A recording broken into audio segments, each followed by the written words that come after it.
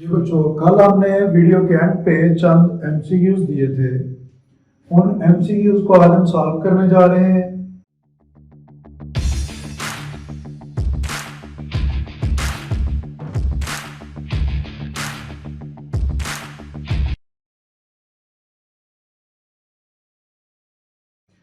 जो पहला क्वेश्चन था वो ये था कि आपने फाइंड करना है कितना मैथ चाहिए हमें H2SO4 का 100 क्यूबिक सेंटीमीटर्स वॉल्यूम वाला सॉल्यूशन बनाने के लिए, जिसकी मोलैरिटी हो 20 मिलीमोलर।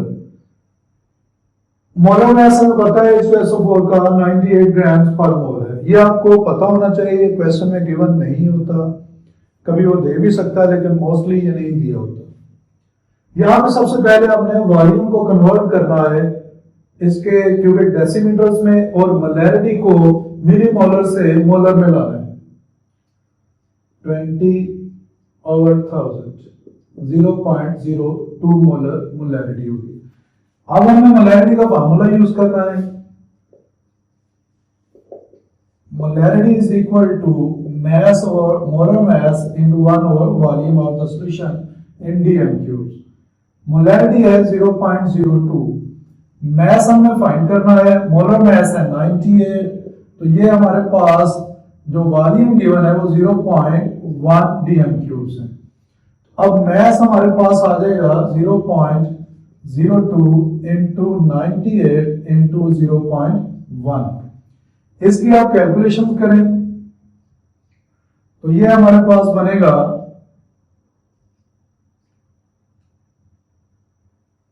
0.196 इतने ग्राम H2SO4 के चाहिए।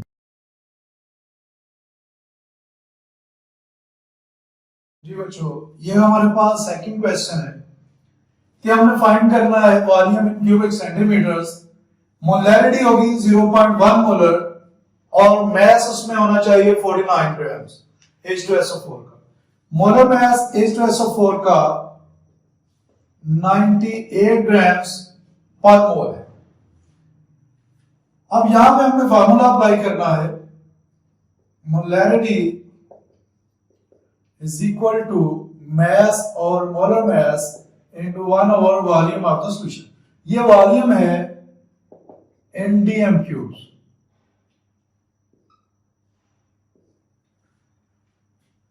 अब यहां पे मोलैरिटी गिवन है 0.1, मैस गिवन है 49, 98 मोलर मैस गिवन है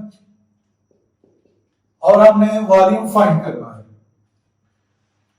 वॉल्यूम को फाइंड करने के लिए हम वॉल्यूम इस तरफ ले जाते हैं, मोलैरिटी को इस तरफ ले जाते हैं।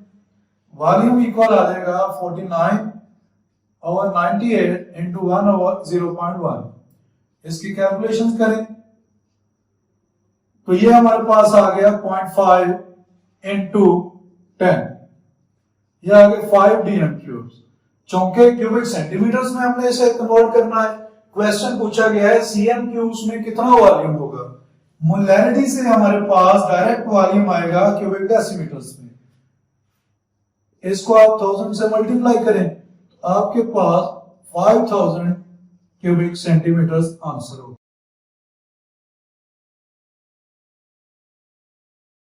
ये हमारे पास तीसरा क्वेश्चन है, which one is not affected by temperature change। One by one हम देखेंगे। वॉल्यूम बाय वेट परसेंटेज, यहां पे हमारे पास वॉल्यूम है और मैस है। हम देख सकते हैं कि वेट या मैस इसको तो टेम्परेचर इफेक्ट नहीं करता, कोई असर नहीं पड़ता, लेकिन वॉल्यूम इंक्रीज हो जाता है या डिक्रीज हो जाता है। Increase in temperature, decrease in temperature. अगर हम टेम्परेचर बढ़ाते हैं तो वॉल्यूम बढ़ जाता है, अगर हम टेम्परेचर कम करते हैं तो वॉल्यूम कम हो जाता है। तो यहां पे लाजमी इफेक्ट होगा, टेम्परेचर बढ़ाने से ये परसेंटेज बढ़ जाएगी, टेम्परेचर कम करने से ये परसेंटेज कम हो जाएगी, इसलिए ए ऑप्शन तो नहीं हो सकता। बी ऑप्शन है हमारे पास मोलैरिटी। मोलैरिटी में हम देखते हैं मैस और molar mass into 1 over volume. तो यहां पे भी चूंकि वॉल्यूम का फैक्टर आ गया, वॉल्यूम अगर बढ़ता है तो मोलैरिटी कम हो जाएगी, वॉल्यूम कम होता है तो मोलैरिटी बढ़ जाएगी। तो गर्मियों में ऐसे सॉल्यूशंस जो मोलैरिटी में जिनके मोल्स के लिहाज से कैलकुलेशंस होती है, जो मोलैरिटी जिनकी गिवन होती है, गर्मियों में उनकी मोलैरिटी कदरे कम हो जाती है और सर्दी में मोलैरिटी उनकी कदरे बढ़ जाती है। तो मोलैरिटी के ऊपर भी टेम्परेचर का इफेक्ट होगा। टेम्परेचर सिर्फ उस चीज को इफेक्ट करेगा जिसमें वॉल्यूम का फैक्टर आएगा, क्योंकि वॉल्यूम डिपेंड्स ऑन टेम्परेचर। तो मोलैरिटी को भी इफेक्ट करता है, ये भी नहीं हो सकता। यहां पे है वेट बाय वेट परसेंटेज।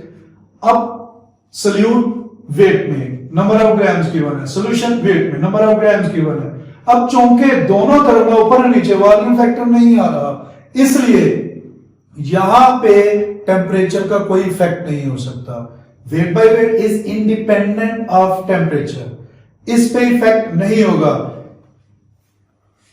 तो ये ऑप्शन आपका दुरुस्त होगा। अगर हम मोलैरिटी की बात करें तो मोलैरिटी पे भी टेम्परेचर का इफेक्ट नहीं होता। क्यों? क्योंकि उसमें भी वॉल्यूम नहीं आता।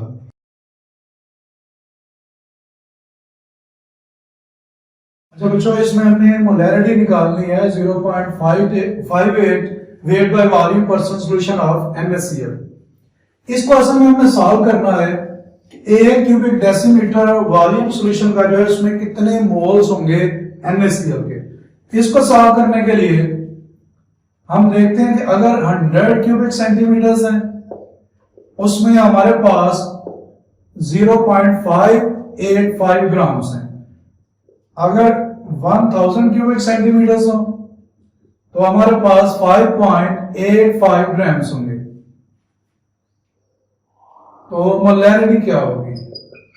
मोलैरिटी होगी given mass over molar mass of NaCl into 1 over volume of solution. क्योंकि अब वॉल्यूम हमने 1000 कर लिया है, तो ये कैलकुलेशन करेंगे, हमारे पास आंसर आएगा 0.1 मोलर।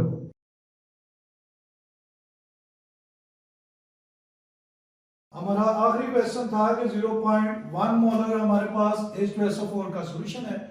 इसमें से कौन सी चीज हम डायरेक्टली कैलकुलेट नहीं कर सकते? इसमें पहला ऑप्शन था मास ऑफ H2SO4, दूसरा था वॉल्यूम ऑफ सॉल्यूशन और तीसरा है मोलर मास, चौथा है A और B दोनों। अगर हमारे पास 0.1 मोलर सॉल्यूशन गिवन हो तो हमें क्या पता कि उसमें H2SO4 का मास कितना है? हम कैलकुलेट नहीं कर सकते। और हमें ओवरऑल वॉल्यूम का भी पता नहीं होगा, डायरेक्ट नहीं हम कैलकुलेट कर सकते। और तीसरी चीज हमारे पास है मोलर मास। मोलर मास जो है वो तो हमें वैसे ही पता है, उसको क्या कैलकुलेट करने की जरूरत है। तो जो डी ऑप्शन है, both of A, B, they can't be calculated directly from the given solution of 0.1 molar H2SO4. Thank you. Allah Hafiz.